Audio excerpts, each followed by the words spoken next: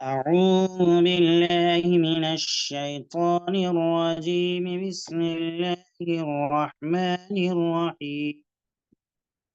يا أيها الذين آمنوا إذا تداينتم بدين إلى أجل مسمى فاكتبوه، وليكتب بينكم كاتب بالعدل، ولا يأب كاتب أن يكتب كما علمه الله فليكتب، وليملل الذي عليه الحق وليتق الله ربه ولا يبخس منه شيئا، فإن كان الذي عليه الحق سفيها أو ضعيفا أو لا يستطيع أن يمل هو فليملل وليه بالعدل، واستشهدوا شهيدين من رجالكم، فإن لم يكونا رجلين فرجل وامرأتان ممن ترضون من الشهداء أن تضل إحداهما فتذكر إحداهما الأخرى، ولا يأبى الشهداء إذا ما دعوا، ولا تساموا أن تكتبوه صغيرا أو كبيرا إلى أجله، ذلكم أقسط عند الله وأقوم للشهادة وأدنى ألا ترتابوا إلا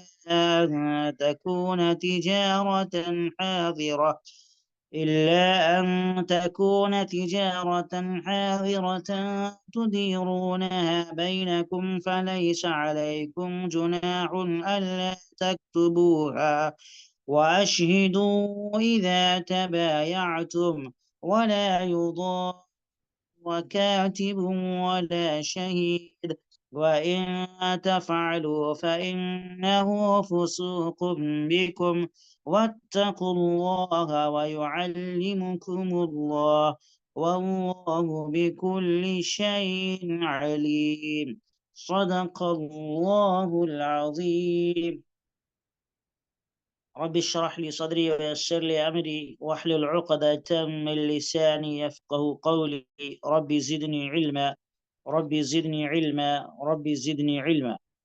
اللهم صل على سيدنا ومولانا وحبيبنا محمد وعلى آل محمد وبارك وسلم. محترم حاضرین، اس وقت سورہ بقرہ کی آیت نمبر 283 283 آپ حضرات کی خدمت میں پیش کی گئی ہے۔ میرے عزیز بھائیوں، یہ آیت کلمات کے اعتبار سے اور حروف کے اعتبار سے قرآن کریم کی سب سے بڑی آیت ہے۔ اس سے بڑی آیت پورے قرآن میں آپ کو نہیں ملے گی۔ اس آیت میں اللہ تبارک و تعالی نے مختلف احکامات ایمان والوں کو دیے ہیں۔ سود کی حرمت پچھلی آیتوں میں بتلائی گئی تھی، اس کی مذمت آئی تھی، اس کے نقصانات کو بتلایا گیا تھا۔ اب یہاں اللہ تبارک و تعالی نے اس آیت میں معاملات سے متعلق جو احکامات دیے ہیں وہ بہت اہم ہیں، اور کم سے کم 12 احکام اللہ نے اس آیت میں دیے ہیں۔ اس ایک آیت میں 12 احکام اللہ نے دیے ہیں۔ اللہ تبارک و تعالی فرماتے ہیں، اے ایمان والو، جب تم کسی متعین وقت کے لیے ادھار کا کوئی معاملہ کرو تو اسے لکھ لیا کرو۔ قرآن کریم کی اس آیت میں یہ پہلا حکم ہے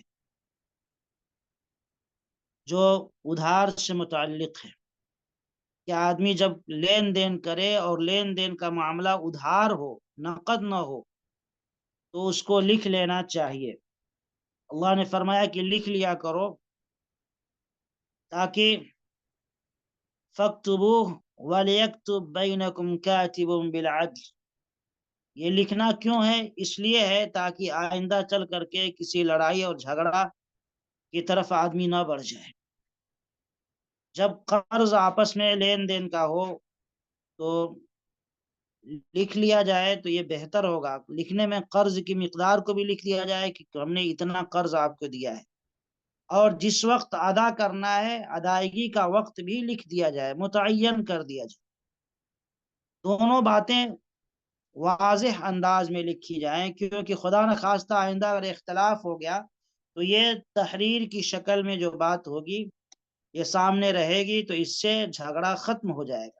اللہ نے لفظ الی اجل مسمن فرمایا کہ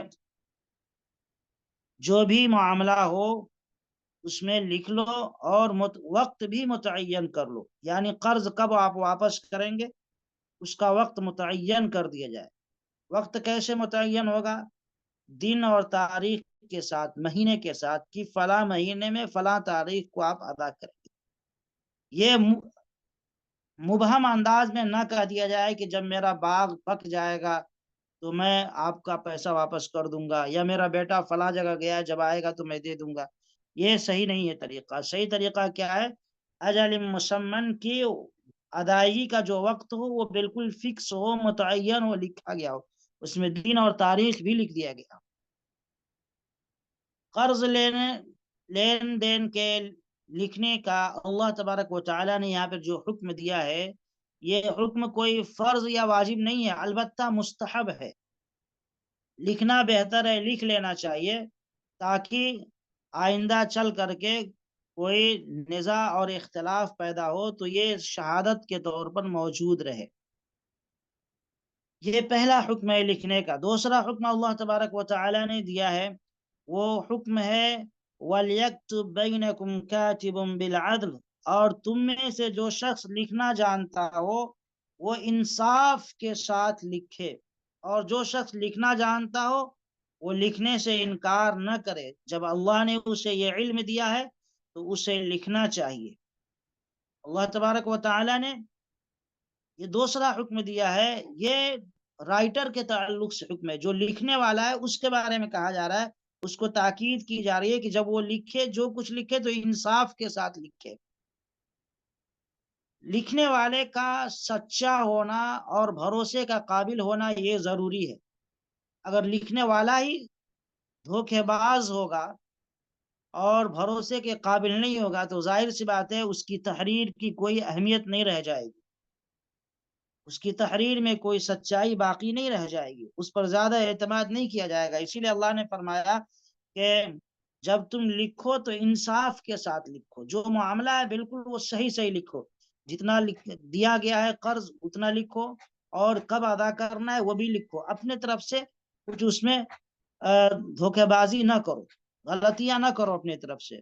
اور یہ بھی حکم ہے لکھنے والے کو کہ تمہیں اللہ نے علم دیا ہے لکھنے کا، تو جب کوئی تمہیں بلائے کہ بھائی آ کر کے ذرا لکھ دو، یہ ڈاکومنٹ تیار کر دو، تو تمہیں جانا چاہیے، انکار نہیں کرنا چاہیے، اللہ کا شکر ادا کرنا چاہیے کہ اللہ نے تمہیں اس علم سے نوازا ہے. فرماتے ہیں یہ دوسرا حکم ہے. اللہ تبارک و تعالیٰ فرماتے ہیں کہ اسے چاہیے کہ وہ لکھ دے. اور ایک اور حکم ہے کہ تحریر وہ شخص لکھوائے جو جس کے ذمے حق واجب ہوتا ہے، یعنی جس شخص پر حق ہے، جس کے ذمے قرض ہے، اسی کو بغیر کمی بیشی کی ہوئے دستاویز لکھوا لینی چاہیے تاکہ اس کے لیے کوئی عذر باقی نہ رہے. یہ چوتھا حکم ہے. اللہ تبارک و تعالیٰ فرماتے ہیں اس کے بعد فَلْيُمْلِلْ وَلِيُّهُ بِالْعَدْلِ، کہ ہاں اگر وہ شخص جس کے ذمے حق واجب ہو رہا ہے نہ سمجھ ہے یا کمزور ہے یا کسی وجہ سے تحریر نہیں لکھوا سکتا ہے، تو ظاہر سی بات ہے کہ جس کو لکھوایا جائے، جس کو بلایا جائے لکھوانے کے لیے، تو وہ صحیح طریقے سے لکھے، اور جو اس کے ذمہ دار ہیں، جو اس کے اولیاء ہیں، جن کو کچھ سوجھ بوجھ ہے تو وہ بات بالکل صحیح لکھوا ہے. مثلا کوئی آدمی ایسا ہوتا ہے جو پڑھا لکھا نہیں رہتا ہے، نہ سمجھ ہوتا ہے، اب وہ کچھ لین دین کر رہا ہے تو اپنے گھر کے یا رشتہ دار کے قریبی رشتہ داروں میں سے کسی پڑھے لکھے ہوشیار آدمی کو ساتھ میں رکھتا ہے کہ چلو بھائی آپ ذرا میری طرف سے بات کرنا، میری طرف سے یہ لکھوا دینا. تو اب اس کو کہا جا رہا ہے، جو اس کا ولی ہے، جو ذمہ دار ہے، جو اس کا دوست ہے، اس کو نصیحت کی جا رہی ہے کہ بھائی لکھوائے تو حق بات لکھوائے، حق بات لکھوائے اور صحیح صحیح لکھوائے، اس میں کوئی کمی نہ کرے، کوئی اس میں لکھوانے میں غلطی نہ کرے.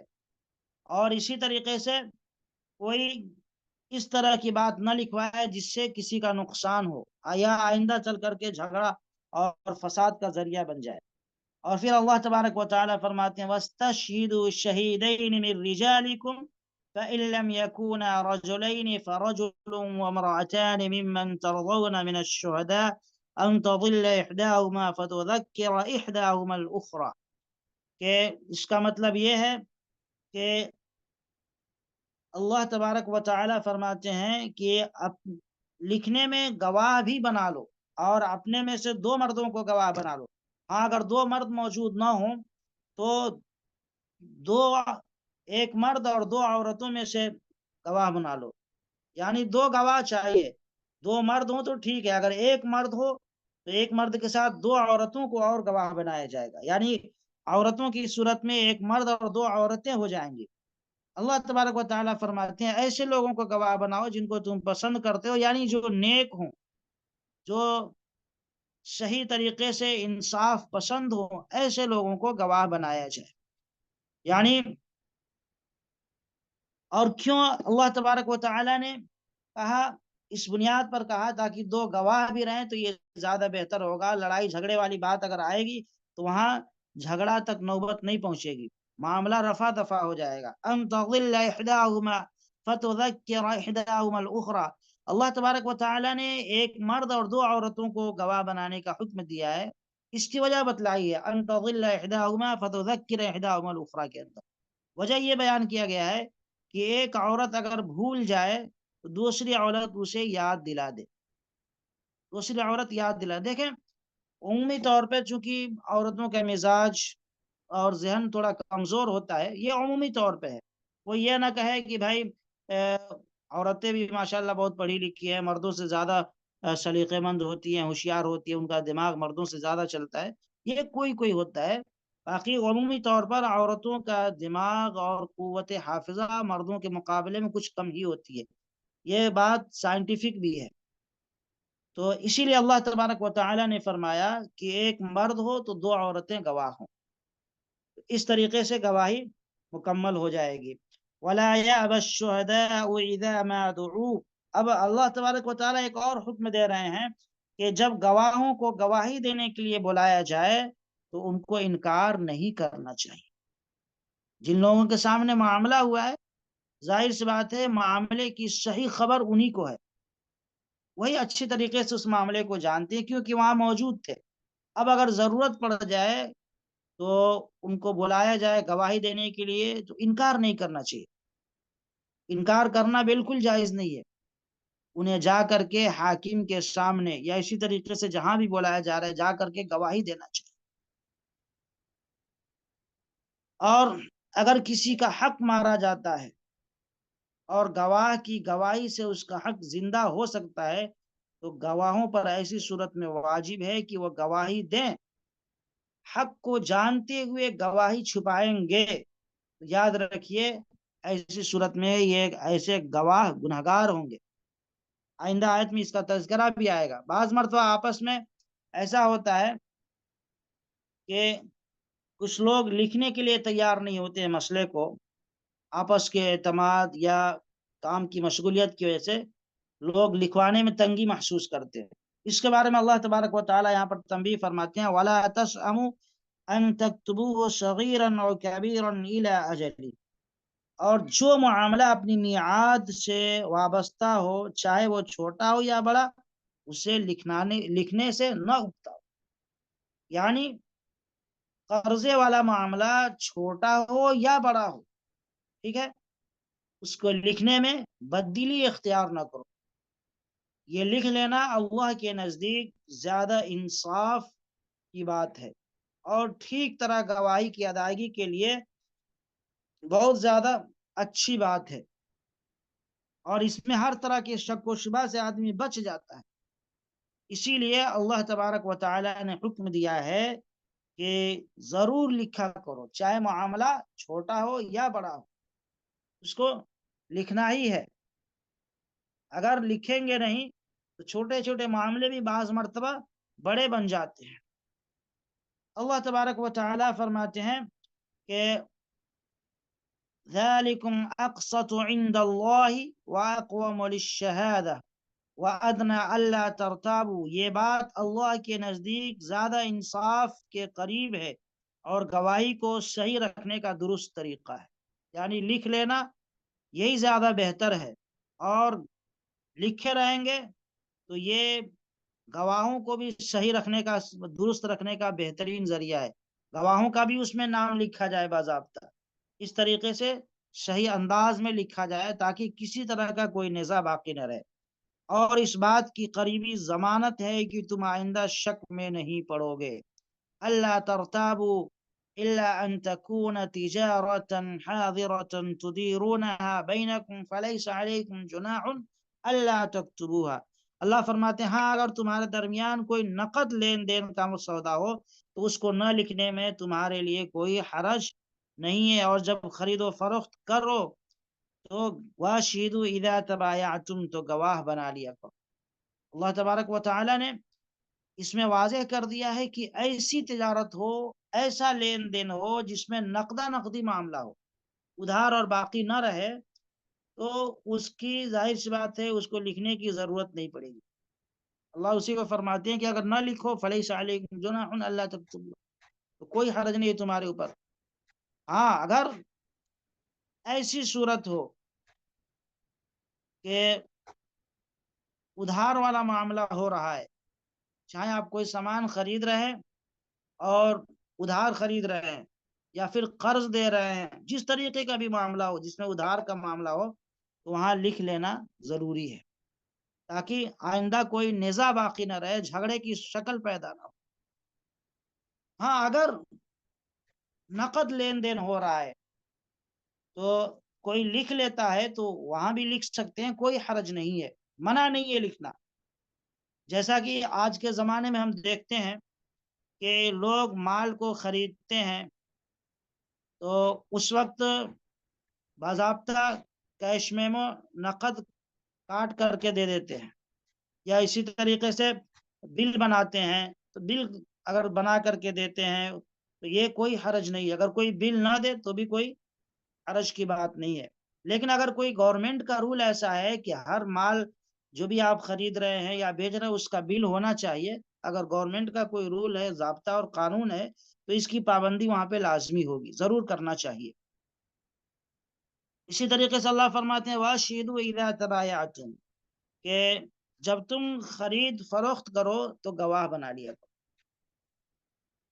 گواہ بنانے میں بہت سارے فائدے ہیں. کوئی سامان آپ خرید رہے ہیں یا بیچ رہے ہیں، کوئی پراپرٹی آپ لے رہے ہیں یا بیچ رہے ہیں، تو اللہ کا حکم یہ ہے کہ آپ گواہ بنائیں. بہت سارے فائدے ہیں گواہ بنانے کے. آپس میں کوئی اختلاف ہو جائے گا تو گواہوں کے ذریعے مسئلہ حل ہو، اور بعض مرتبہ گواہوں کی بہت اہمیت ہو جاتی ہے. مثلا دونوں فریقوں کے دل میں کوئی خیانت کا جذبہ پیدا ہو گیا، یا بھول کر کسی بات کا ایک آدمی انکار کرنے لگا، مثلا بیچنے والا کہنے لگا کہ مجھے پیسہ نہیں ملا، حالانکہ خریدنے والا کہہ رہا ہے نہیں میں نے پیسہ دے دیا ہے، آپ کی قیمت میں نے ادا کر دیا ہے. یا بیچنے والا سرے سے بیچنے کا ہی انکار کر دے، یا یہ کہہ دے کہ میں نے آپ کو مال بیچا ہی نہیں ہے، آپ نے پیسہ دینے کا کوئی سوال ہی پیدا نہیں ہوتا. تو ایسے موقع پہ اگر گواہ رہیں گے تو اس طریقے کی بات پیش نہیں آئے گی. لیکن یہ ظاہر سی بات ہے کہ چھوٹے چھوٹے خرید و فروخت میں ایسے معاملے، ایسی باتیں نہیں پیش آتی ہیں. جہاں بڑی بڑی خرید و فروخت ہو، بڑی بڑی تجارت ہو، تو وہاں پہ گواہ بنا لینا چاہیے. اللہ فرماتے ہیں وَلَا يُضَارَّ كَاتِبٌ وَلَا شَهِيدٌ، اور نہ لکھنے والے کو کوئی تکلیف پہنچائی جائے، نہ گواہ کو. نہ لکھنے والے کو کوئی تکلیف پہنچائی جائے نہ گواہ کو تکلیف پہنچائے. یعنی پہلے تو لکھنے والے کو حکم دیا گیا تھا کہ انصاف کے ساتھ لکھنا اور لکھنے سے انکار نہ کرنا. اللہ کی نعمت ہے لکھنا پڑھنا، اس نعمت کی قدر کرنا. جب کوئی تمہیں بلائے لکھنے کے لیے تو جا کر کے لکھ دینا. اور گواہوں کو یہ حکم دیا گیا تھا کہ گواہی کو نہ چھپائے. اب یہاں جو لکھوا رہا ہے اس کو یہ حکم دیا جا رہا ہے، اور جو لکھ رہا ہے اس کو بھی حکم دیا جا رہا ہے کہ بھائی لکھنے والے کو نقصان نہ پہنچایا جائے، ولا یضار کاتب ولا شہید، اور نہ گواہوں کو نقصان پہنچایا جائے. یعنی نقصان پہنچانے کا مطلب یہ ہے کہ جو بندہ لکھ رہا ہے تو اب جو لکھوا رہا ہے اس کو چاہیے کہ لکھنے کی اجرت اور مزدوری اس کو دے دے، مفت میں لکھوانے پر مجبور کسی کو نہ کرے. ظاہر سی بات ہے، ایک ڈاکومنٹ تیار کرنا ہے، لکھنا ہے، تو 1-2 گھنٹے کا کام ہے یا 10 منٹ کا کام ہے، وہ اپنا وقت نکال کر کے آ رہا ہے لکھنے کے لیے. تو اب جو لکھوا رہا ہے اس کو چاہیے کہ اس کے لکھنے کی اجرت اور مزدوری دے دے، اس کو مجبور نہ کرے کہ فری میں کام کر دو. اسی طریقے سے جو گواہ ہیں ان کو بھی نقصان نہ پہنچاؤ.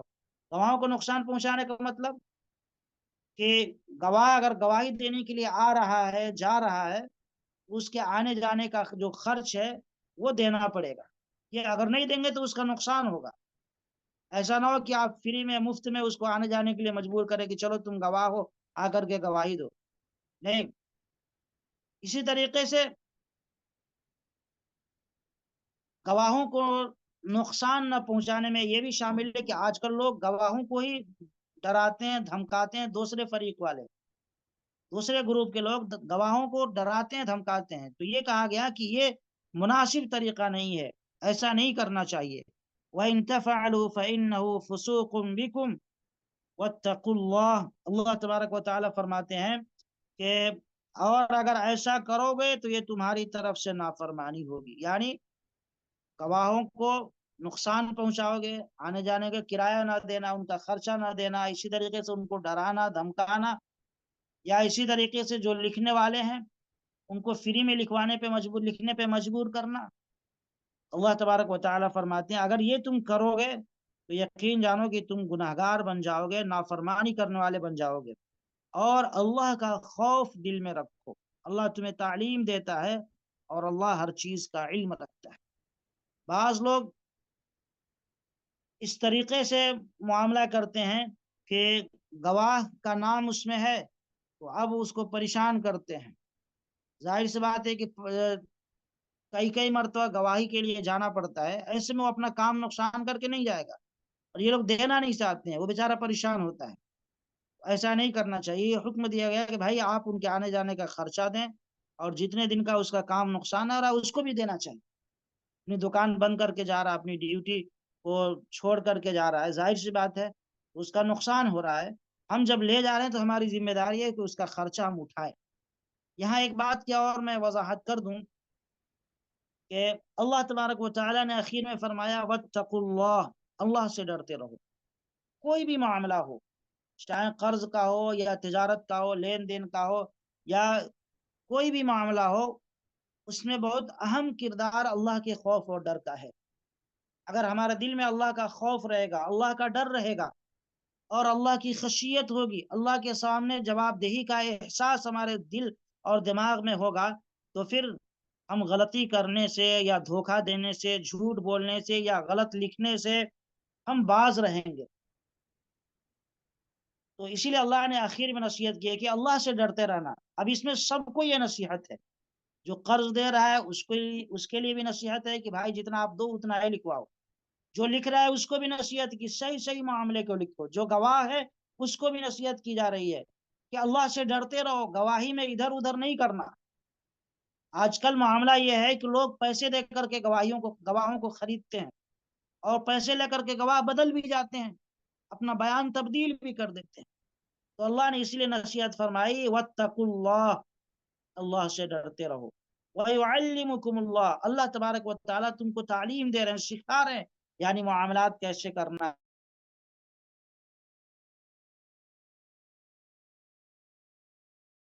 تعلیم کی پابندی کرو اور اللہ نے جو احکامات بتائے ہیں اس کے مطابق تم معاملات کو کرو تو انشاءاللہ نقصان سے بچ جاؤ گے اور لڑائی جھگڑے سے بچ جاؤ گے۔ بہرحال میرے بھائیوں، یہ قرآن کریم کی سب سے بڑی آیت تھی۔ میں نے بہت شارٹ میں جو احکامات اور جو باتیں آئی ہیں اس میں، ان کو آپ کی خدمت میں پیش کرنے کی کوشش کی ہے۔ اللہ تبارک و تعالیٰ سے دعا ہے کہ اللہ پاک ہمیں اور آپ کو سب کو اپنا خوف اور اپنی خشیت نصیب فرمائے، اور ہر معاملے کو شریعت کی روشنی میں کرنے کی توفیق عطا فرمائے۔ وآخر دعوانا الحمد للہ رب العالمین۔